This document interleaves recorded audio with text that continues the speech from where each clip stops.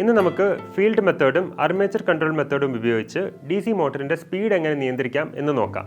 ഈ സെഷനിൽ നിങ്ങൾ മനസ്സിലാക്കാൻ പോകുന്നത് DC മെഷീന്റെ നെയിം പ്ലേറ്റിലെ ഇൻഫർമേഷൻ എങ്ങനെ മനസ്സിലാക്കാം, DC മെഷീൻ ടെർമിനൽസ് എങ്ങനെ ഐഡന്റിഫൈ ചെയ്യാം, ഒരു 4-point സ്റ്റാർട്ടറും ഷണ്ട് ഫീൽഡ് റെഗുലേറ്ററും ഉപയോഗിച്ച് എങ്ങനെ DC ഷണ്ട് മോട്ടോർ കണക്ട് ചെയ്യാം, DC ഷണ്ട് മോട്ടോർ എങ്ങനെ സ്റ്റാർട്ട് ചെയ്ത് റൺ ചെയ്യാം, മോട്ടോറിന്റെ സ്പീഡ് എങ്ങനെയാണ് മെഷർ ചെയ്യുന്നത്, ഷണ്ട് ഫീൽഡ് കൺട്രോൾ റെഗുലേറ്റർ ഉപയോഗിച്ച് എങ്ങനെ DC മോട്ടറിന്റെ സ്പീഡ് അഡ്ജസ്റ്റ് ചെയ്യാം, കൂടാതെ ഫീൽഡ് കറന്റും സ്പീഡും എങ്ങനെയാണ് റിലേറ്റ് ചെയ്തിരിക്കുന്നത് എന്ന് നമുക്ക് മനസ്സിലാക്കാം. ആർമച്ചർ സർക്യൂട്ട് റെസിസ്റ്റൻസ് ഉപയോഗിച്ച് DC മോട്ടറിന്റെ സ്പീഡ് വേരി ചെയ്ത് ആർമച്ചർ വോൾട്ടേജും സ്പീഡും തമ്മിലുള്ള റിലേഷൻഷിപ്പ് എങ്ങനെ നമുക്ക് ഡിറ്റർമിൻ ചെയ്യാം, ഇതെല്ലാമാണ് നമ്മൾ പഠിക്കുന്നത്. 3-point സ്റ്റാർട്ടറിന്റെ ഒരു സ്കീമാറ്റിക് റെപ്രസെന്റേഷൻ നമുക്ക് നോക്കാം.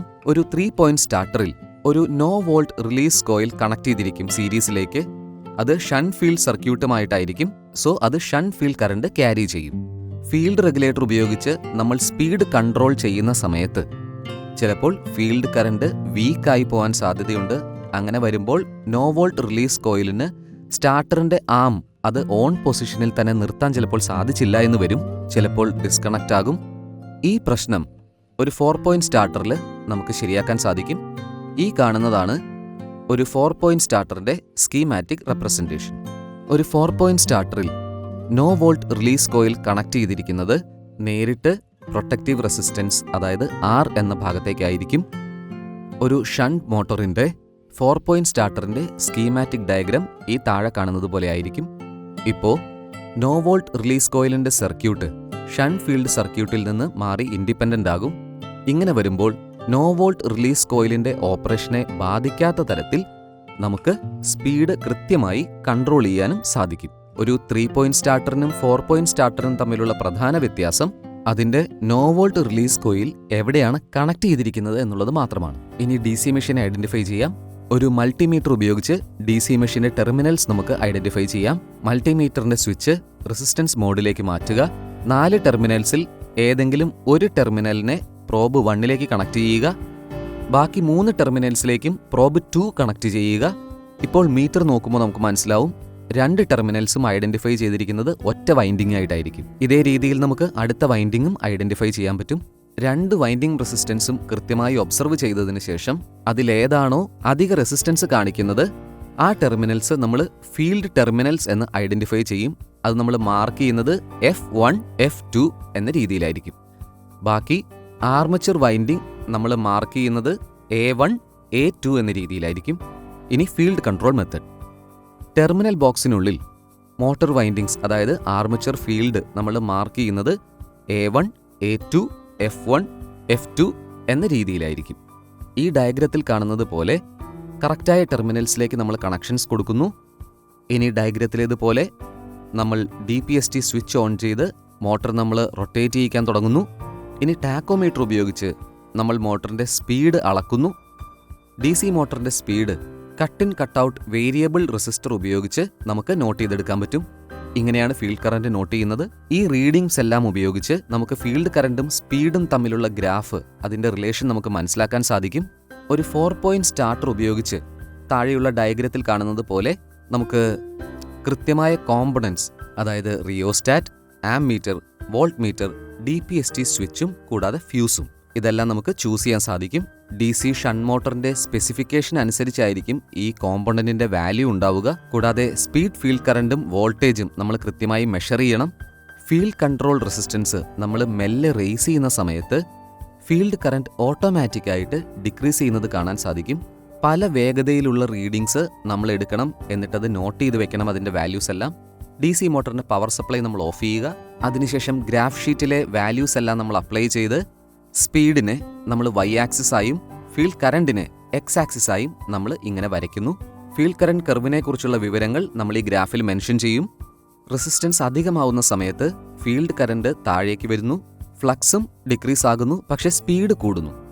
റെസിസ്റ്റൻസ് ഡിക്രീസ് ആകുമ്പോൾ ഫീൽഡ് കറന്റ് ഇൻക്രീസ് ആകുന്നു, ഫ്ലക്സ് ഇൻക്രീസ് ആകുന്നു, പക്ഷേ അവിടെ സ്പീഡ് ഡിക്രീസ് ആകുന്നു. റിയോസ്റ്റാറ്റിന്റെ റെസിസ്റ്റൻസ് ഇൻക്രീസ് ആകുന്ന സമയത്ത് ഫീൽഡ് കറന്റ് താഴേക്ക് വരുന്നു. കൂടാതെ നമുക്ക് മോട്ടറിന്റെ സ്പീഡിന്റെ ഇൻക്രീസ് ഒബ്സർവ് ചെയ്യാനും സാധിക്കും. ഒരു ഫീൽഡ് കൺട്രോൾ DC മോട്ടറിന്റെ അഡ്വാൻറ്റേജസും ഡിസഡ്വാൻറ്റേജസും. അഡ്വാൻറ്റേജസ്: ഇത് ഉപയോഗിക്കാൻ എളുപ്പമാണ്. ഇതിന്റെ ഓപ്പറേഷൻ ചെയ്യാനുള്ള ചെലവുകളും താരതമ്യേന കുറവാണ്. ഈ മെത്തേഡ് ഉപയോഗിച്ച് നമുക്ക് പവർ കൺസംഷൻ വളരെ ചെറിയ എമൗണ്ടിലാക്കാൻ സാധിക്കും. ഈ ഫീൽഡ് കൺട്രോൾ ഉപയോഗിച്ച് ഓപ്പറേറ്റർക്ക് സാധാരണയിൽ കൂടുതലുള്ള ഒരു സ്പീഡ് ലഭിക്കുന്നു. ഇനി ഡിസഡ്വാൻറ്റേജസ്. വേഗത കൂടുമ്പോൾ അത് കുറഞ്ഞ ടോർക്ക് ഉണ്ടാക്കുന്നു. Armature control method. Armature control method ഉപയോഗിച്ച് DC മോട്ടറിന്റെ സ്പീഡ് എങ്ങനെയാണ് കൺട്രോൾ ചെയ്യുന്നത്? താഴെ കൊടുത്തിരിക്കുന്ന ഡയഗ്രാമിലേതുപോലെ 3 പോയിന്റ് സ്റ്റാർട്ടർ നമ്മൾ കണക്ട് ചെയ്യുക. ശരിയായ കോമ്പണൻസ് സെലക്ട് ചെയ്യുക. അതായത് rheostat, ammeter, voltmeter, DPST switch കൂടാതെ ഫ്യൂസും ഇവ നമ്മൾ ഉപയോഗിക്കുക. DC മോട്ടറിന്റെ സ്പെസിഫിക്കേഷൻ അനുസരിച്ചായിരിക്കും ഇതിന്റെ റേറ്റിംഗ്സ് ഉണ്ടാകുന്നത്. ആർമേച്ചർ സർക്യൂട്ടും റിയോസ്റ്റാറ്റും ഇതിന്റെ കട്ടൗട്ട് സെറ്റിംഗ് നമ്മൾ മെയിൻറ്റെയിൻ ചെയ്തതിന് ശേഷം ആവശ്യമുള്ളത്രയും വോൾട്ടേജ് നമ്മൾ ഉപയോഗിച്ച് ഒരു 3 പോയിന്റ് സ്റ്റാർട്ടർ വഴി നമ്മൾ മോട്ടർ സ്റ്റാർട്ട് ചെയ്യുന്നു. ആർമേച്ചർ കറന്റ്, വോൾട്ടേജ്, സ്പീഡ് ഇതെല്ലാം നമ്മൾ മെഷർ ചെയ്ത് ഇതേപോലെ നമ്മൾ ടേബിൾ എൻ്റർ ചെയ്യുന്നു. സ്പീഡ് മോണിറ്റർ ചെയ്യുന്ന സമയത്ത് നമ്മൾ ആർമേച്ചർ സർക്യൂട്ടിന്റെ റെസിസ്റ്റൻസ് മെല്ലെ റേസ് ചെയ്യുന്നു. നമ്മൾ ആർമേച്ചറിന്റെ വോൾട്ടേജും ശ്രദ്ധിക്കേണ്ടതാണ്. പല തരത്തിലുള്ള റീഡിങ്സ് നമ്മൾ ഇതിനു വേണ്ടി എടുക്കണം. അത് ടേബിളാക്കണം. അതിനുശേഷം മോട്ടറിന്റെ പവർ സപ്ലൈ നമ്മൾ ഓഫ് ചെയ്യണം. ഗ്രാഫ് ഷീറ്റിൽ കിട്ടിയ ഈ വാല്യൂസ് എല്ലാം ഉപയോഗിച്ച് നമ്മൾ റിയോസ്റ്റാറ്റിന്റെ റെസിസ്റ്റൻസും ആർമേച്ചറിന്റെ വോൾട്ടേജും നമ്മൾ ഇൻക്രീസ് ചെയ്യുന്നു അല്ലെങ്കിൽ ഡിക്രീസ് ചെയ്യുന്നു. മോട്ടറിന്റെ വേഗത കുറയുന്നത് നമുക്ക് ഒബ്സർവ് ചെയ്യാൻ സാധിക്കും. വോൾട്ടേജിനെ X ആക്സിസ് എന്നും സ്പീഡിനെ Y ആക്സിസ് എന്നും ഇവിടെ കുറിക്കുന്നു. കൂടാതെ ആർമേച്ചർ വോൾട്ടേജിനും സ്പീഡിനും തമ്മിലുള്ള വ്യത്യാസം നമ്മൾ വരച്ച് ഒരു ഗ്രാഫ് പോലെയാക്കുന്നു. ആർമേച്ചർ കൺട്രോൾഡ് DC മോട്ടറിന്റെ അഡ്വാൻറ്റേജസും ഡിസഡ്വാൻറ്റേജസും.